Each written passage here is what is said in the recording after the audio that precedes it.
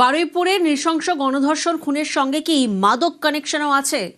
এই ঘটনায় এবার স্ক্যানারে অভিযুক্তদের মাদক যোগ।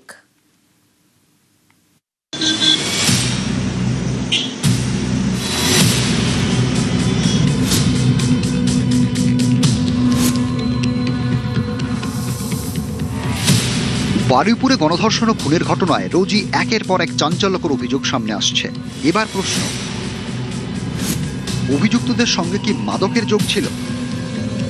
স্থানীয় বাসিন্দাদের অনেকেরই অভিযোগ, দীর্ঘদিন ধরে এলাকায় মাদকের রমরমা। বাড়ির পাশেই পুরো রেল লাইনের পাশে সব নেশা, গাঁজা, পাত্তা, নানান জিনিস করে বেড়াতো। আমাদের গ্রাম বাসিন্দা অনেক কিছু ভাবে চেষ্টা করেছিলাম বন্ধ করার, কিন্তু প্রশাসনের মাধ্যমে আমরা সেই সাপোর্টটা পাইনি যে ওদেরকে বন্ধ করব। কিন্তু এই যে আনন্দ এবং তার গ্যাং, তারা কি করতো? তারাও নেশা ভাঙ করতো, পাত্তা খেত, মদ গাঁজা এইসব খেত। পুরোপুরিভাবে এই নেশা করে একে ঘটিয়েছে।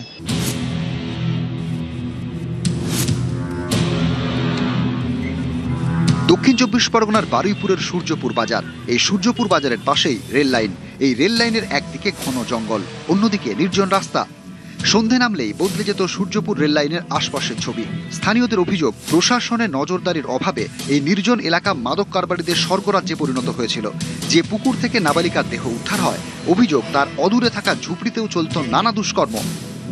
আমাদের এই সূর্যপুর এরিয়া থেকে আলিপুর এরিয়া বেশ করে এরা এই গাঁজা, পাত্তা, চরস এগুলোর সঙ্গে জড়িত, অসামাজিক কাজের সঙ্গে জড়িত। আমরা এই সব অসামাজিক কাজ আমাদের চোখের আগেও কম বেশি আসতো। এটাকে বন্ধ করার অনেক চেষ্টা করেছি, কিন্তু সেইভাবে সুরাও হয়নি। আমরা চাইছি এই যে অসামাজিক কাজকলাপগুলো এখানে চলছে, প্রশাসনের দিক দিয়ে একটা স্টেপ নেওয়া হোক। এমনকি পুলিশ মন্ত্রীর কাছেও আমাদের আবেদন, যেন এই অসামাজিক কার্যকলাপ যেন সূর্যপুর এরিয়ার মধ্যে না থাকে, সেরকম একটা পরিকাঠামো তৈরি করে।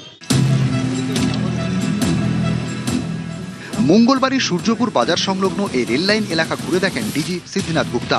যে পুকুর থেকে নাবালিকার দেহ উদ্ধার হয়েছিল, সেখানেও যান রাজ্য পুলিশের প্রধান। ইনভেস্টিগেশন ক্ষেত্রে আরও বেশি বলছি না, এটা যেহেতু ইনভেস্টিগেশন চলছে, খুব সেন্সিটিভ কেস আছে, তো বেশি ডিটেলস আরও ইনভেস্টিগেশন এগিয়ে গেলে তারপরে কতটা পুলিশের ভূমিকা নিয়ে একটা প্রশ্ন তুলেছিলেন। আমরা সব বিষয় নিয়ে, যদি পুলিশের ভূমিকার উপর প্রশ্ন আছে, কি দেরিতে রেসপন্স হয়েছে কিংবা কী হয়েছে, পুরো ইনকোয়ারি করে যা ব্যবস্থা আছে, যেটা আমরা কমপ্লিট ব্যবস্থা নেব।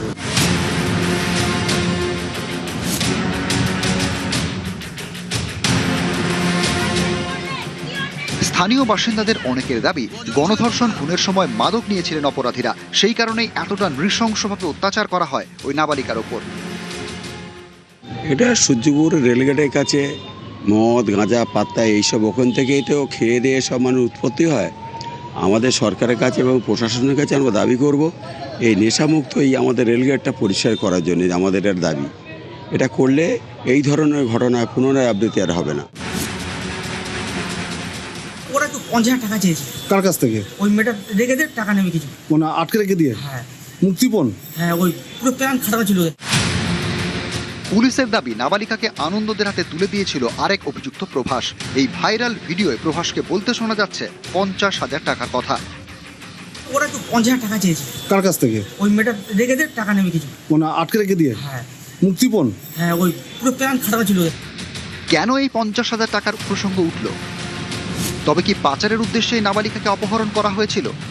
বারুইপুরের ঘটনায় কি নারী পাচারের যোগ রয়েছে? নতুন সরকারের কাছে আবেদন করব, আমাদের সিএমের কাছেও আবেদন করব যে এই জায়গাটা থেকে এইটাকে মুক্ত করার জন্য আবেদন। এই ছোট ছোট শিশু বাচ্চাদের এইভাবে আর হতে হবে না। এটা যদি না ঠিক করা যায়, আগামী দিন এরকম ঘটনা আবার ঘটবে। বারুইপুর থেকে কল্যাণ মণ্ডল, নিউজ 18 বাংলা।